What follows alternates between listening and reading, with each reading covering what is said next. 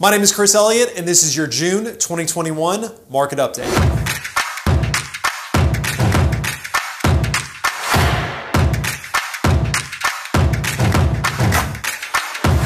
Good morning, good afternoon, good evening, whatever time you're seeing this. Thank you for tuning in to watch our June 2021 Market Update. If you would, go ahead to like and subscribe our channel. We would love to bring you amazing content every single week related to Richmond real estate. But jumping right into it. So the story that everybody is talking about is we are experiencing an extreme shortage of inventory, which is making the housing market go crazy. You can see this graphic right here. Seller traffic is way down. By seller traffic, we mean the amount of homes that are coming to the market. So the darker the color, meaning the more homes that are coming to market. As you can see, it's pretty gray throughout the whole United States. If we flip over and we show you the buyer graphic, you can see that buyer demand is high. So if you've been hearing that the housing market is crazy, it's absolutely true. Simple supply and demand economics. Buyer demand is super high and the seller supply super low, which is what's causing prices to go through the roof and causing all these crazy offers and stories that you're hearing about. If we look at the Richmond month supply of inventory, which we always like to do once a month, once again, month supply of inventory just says at the rate at which homes are selling, how long would it take to sell out the current inventory if nothing new hit the market? 6 month supply of inventory is considered a balanced market. We were currently sitting at in the month of May, 0.9 month supply of inventory. That literally means that if nothing new were to hit the market, at the rate at which homes are selling, we would sell out everything that is on the market in less than 1 month. This is a crazy, crazy number. We're actually down 57% year over year from where we were this time last year. So an extremely low amount of homes that are currently on the market, which is causing price appreciation. It's the same story throughout all of North America, really. Some more bad news, something that's a little bit startling is we've been counting on new construction to kind of hopefully these builders were able to build new homes, which would alleviate some of the pressure on the inventory situation. We've just gotten a quote from Robert Dietz of the chief economist for the National Association of Home Builders, saying that the decline in single-family permits indicates builders are slowing construction activity as costs rise. So as builders are facing all the problems that they're facing right now, not only with high demand, but also with supply and labor issues, we're seeing single-family new home permits slow down a little bit, meaning that new construction is not going to save the day. And unfortunately, we might be seeing less new homes hitting the market and being built than we have been in the last few months, just due to the rising cost of construction materials. So all this being said, if we look at the 5 major firms or 5 major economists that we refer to for home price appreciation gauges, as you can see, they've got some variance between them. On average, these big 5 forecasts that we'll see about 8.2% appreciation in 2021. Definitely good news for anybody that owns a home. Maybe not as good a news for somebody that's looking to buy a home. I personally think we'll probably be closer to 10% in the Metro Richmond market, just given the offers that we're seeing on homes, given the bidding up that we're seeing, and given the amount of people that are actually guaranteeing the appraisals or putting cash towards appraisals to bridge the gap between what a property appraises for and ultimately what the seller walks away with. So that's my personal prediction.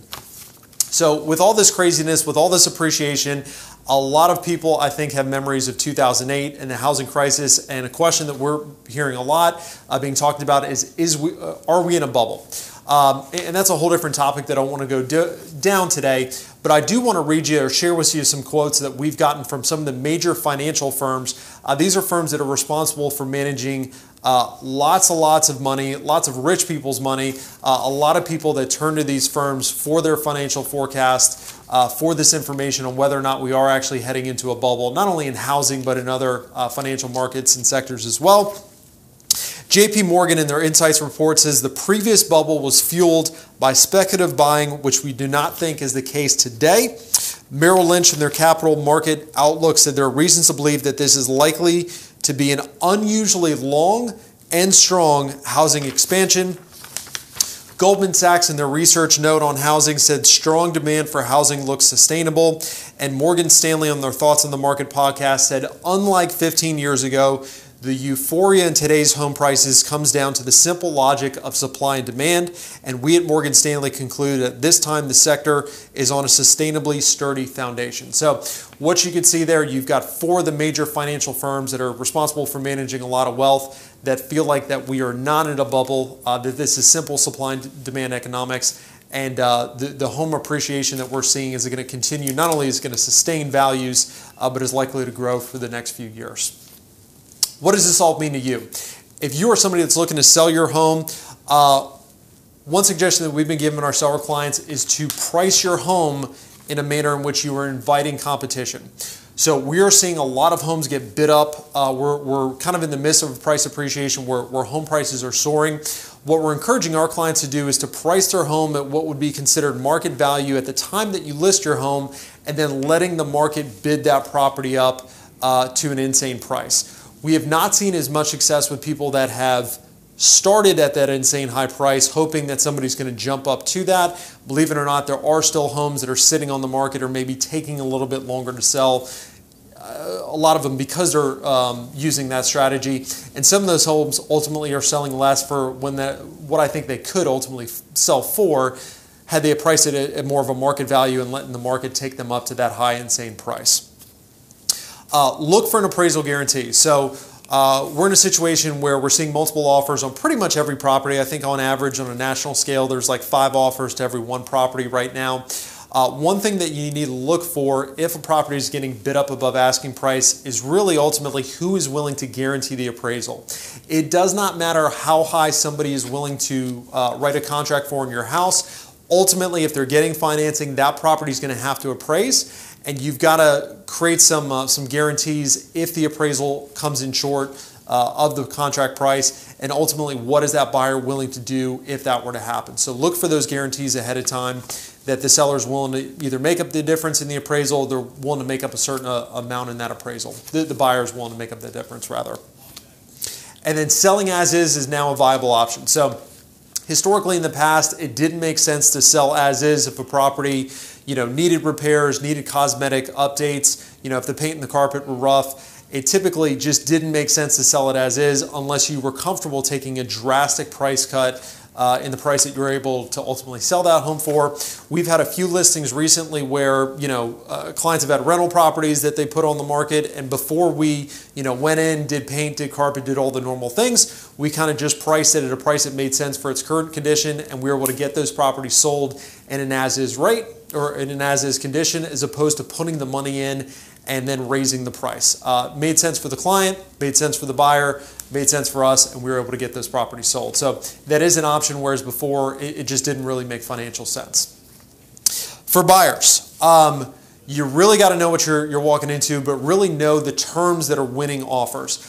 Based on the price point, based on the location, you've really got to get with your agent and find out what it's taking to get properties under contract. We've got certain areas where unless you're willing to waive the appraisal, unless you're willing to waive the inspection, unless you're willing to pay $50,000 over asking price, you're not going to get a property.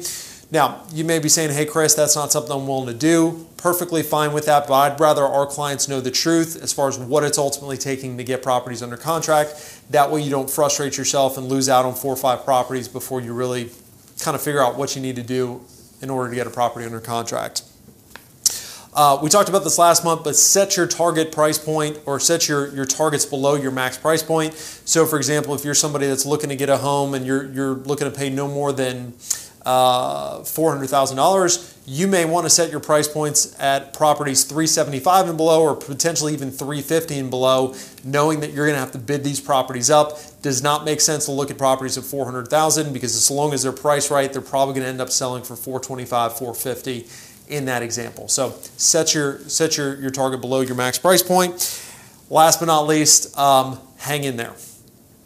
Home prices are not scheduled to come down, so waiting is not really a great option if you're somebody that needs to get in a home. I know it's a tough time to be buying a home right now, but I encourage you to hang in there. I think you're going to look back, once you get a home under contract, you're going to look back fondly on the interest rate that you're able to lock in, very cheap financing that we're experiencing right now.